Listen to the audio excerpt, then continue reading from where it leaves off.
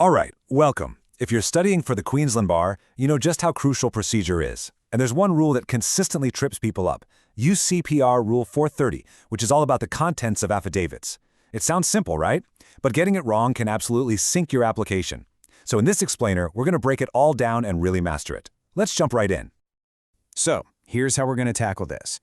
We'll kick things off with the golden rule from Rule 430, 1. Then we'll dig into that really critical hearsay exception. You know, the one you're going to be using in pretty much every interlocutory application. We'll wrap up by going through the common traps people fall into and the serious consequences of messing this up. By the time we're done, you are going to have a solid framework for every affidavit you draft. Okay, first things first. The golden rule. This is the absolute foundation of affidavit practice, and it comes straight out of UCPR Rule 430, Subrule 1. Seriously, if you take away just one thing, make it Rule 430-1.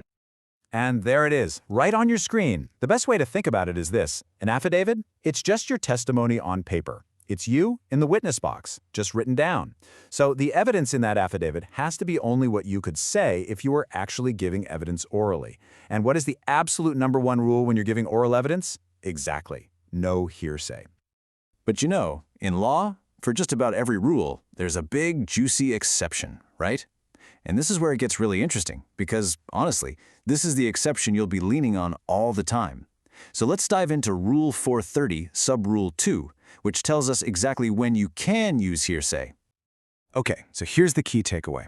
For applications that are seeking relief that is not final relief, we call these interlocutory applications, you can actually include statements that are based on information and belief. Now that's just the rule's fancy way of saying hearsay. But, and this is a huge but, there's a catch. You absolutely must state the sources of your information and the grounds for your belief. So that immediately begs the million-dollar question, doesn't it? What is the difference between final and interlocutory relief? I mean, if you get this wrong, all that evidence you put in, it's inadmissible, gone. This is a distinction that you are absolutely 100% going to be tested on, and it is vital for practice. You know, the distinction sounds complicated, but it's actually pretty simple when you boil it down. Final relief, think of that as the end of the line. It finishes the main argument for good, a final judgment after a trial, for example. Interlocutory relief, on the other hand, is just a step along the way. It's all about those procedural steps during the journey, but it doesn't actually end the main fight. And here it is, the authority you have got to cite for this. This is your go-to case, Gallagher v. Boylan. The court was crystal clear. The test isn't about the application in front of them, it's whether the relief you're asking for would finally dispose of the ultimate dispute. Seriously, burn that exact phrasing into your brain for the exams. It's gold. Okay, so let's say you've figured it out. Your application is for interlocutory relief. Great. You're allowed to use hearsay evidence based on your information and belief. But, and this is the important part, to get that hearsay evidence in, you have to nail the 3 requirements that are baked right into Rule 432 itself.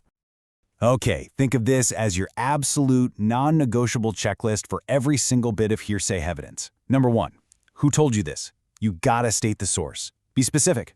Number 2, why on earth do you believe them? You have to state the grounds for that belief. And number 3, and this is the one people forget all the time, you have to actually say it.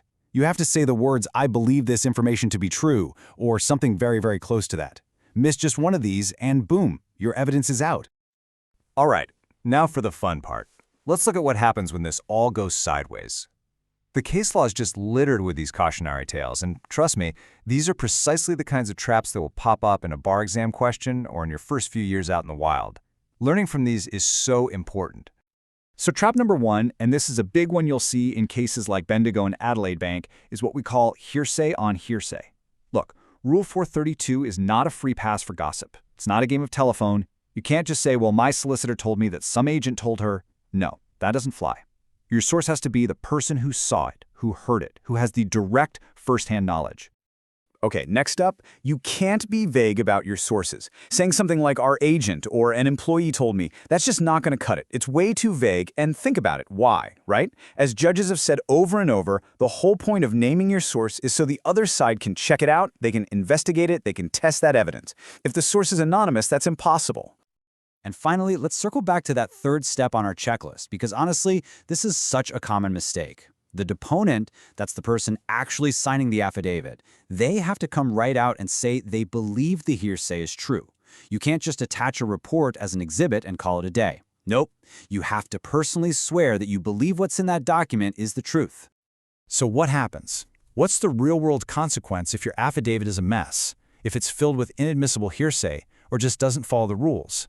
Well, let's look at the final piece of this puzzle, Rule 430, Subrule 3. This is where we see the real price you pay for getting it wrong. And the key point here, the thing that gets everyone's attention, is the direct financial hit. The court has the power to disallow the costs of preparing and filing an affidavit that doesn't comply. What this means is your client, even if they win the case, might not get those costs back from the other side.